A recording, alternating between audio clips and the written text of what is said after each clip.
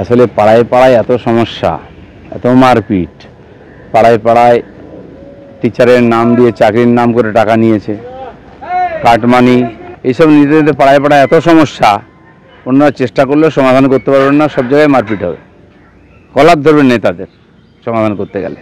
দেখতে পাচ্ছেন গতকাল এই ঘোষণা করেছেন মুখ্যমন্ত্রী মমতা বন্দ্যোপাধ্যায়, আর আজ দিলীপ ঘোষ একেবারে সরাসরি আক্রমণ করছেন। এত সমস্যা, এত দুর্নীতি রাজ্য জুড়ে তৈরি করে রেখেছে তৃণমূল। এই সমাধান করতে যারা যাবেন স্থানীয় বাসিন্দারা তৃণমূলের লোকেদেরই কলার ধরে ধোলাই দেবে, এইভাবে আক্রমণ করছেন বিজেপির প্রাক্তন সাংসদ দিলীপ ঘোষ। পাশাপাশি অর্জুন সিং একইভাবে তিনিও সমালোচনা করে বলছেন দুয়ারে সরকার ফেল করেছে, এবার পাড়ায় গেলে মার খাবেন তৃণমূল নেতারা। একেবারে দিলীপ ঘোষের সুরেই কিভাবে অর্জুন সিং আক্রমণ সারালেন।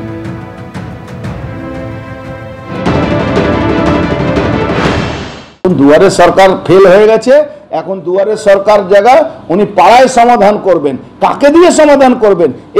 এই তোলামূল টিএমসি কাউন্সিলররা, এই পঞ্চায়েত মেম্বাররা, উনি সব গল্প এখন মানুষ বুঝে গেছে, কোনো চিন্তা করার দরকার নেই। পাড়ায় সমাধান করলে জুতো পেটা করবে পশ্চিমবাংলা মানুষ ওনার পাড়ায় গিয়ে। কি হবে? কার পাড়া কার সমাধান, কে কার সমাধান করবে? হাজার হাজার লোকের চাকরি খেয়ে নিচ্ছে তোমার দুর্নীতি করে। আরো কিছু চোটচোটার ব্যবস্থা হবে পাড়ায় পাড়ায়, সমাধানের নামে, মিউচুয়ালের নামে আরো কামানোর ব্যবস্থা হবে তৃণমূল ক্যাডারদের ধান্দা করার রাস্তা এটা। কারণ এর পিছনে পুলিশের প্রোটেকশন থাকবে। তৃণমূল এবার বিচারক হবে পাড়ায় পাড়ায়, গ্রামে গ্রামে তৃণমূল তার বিচার ব্যবস্থা বসাবে। ক্যাঙ্গারু কোর্টের জন্ম হবে।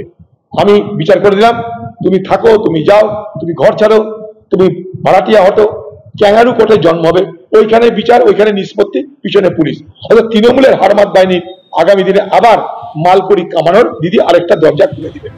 এক হচ্ছে এই প্রকল্পের মধ্যে আদৌ কতটা সমস্যার সমাধান হবে তা নিয়ে সংশয় যেমন বিরোধীরা, পাশাপাশি এর মধ্যে দুর্নীতিরও গন্ধ পাচ্ছে বিরোধীরা।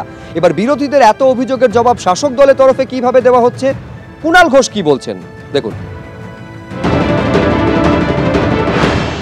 যদি কাজটাকে ফুলপ্রুফ করার জন্য রুটিন সিস্টেম,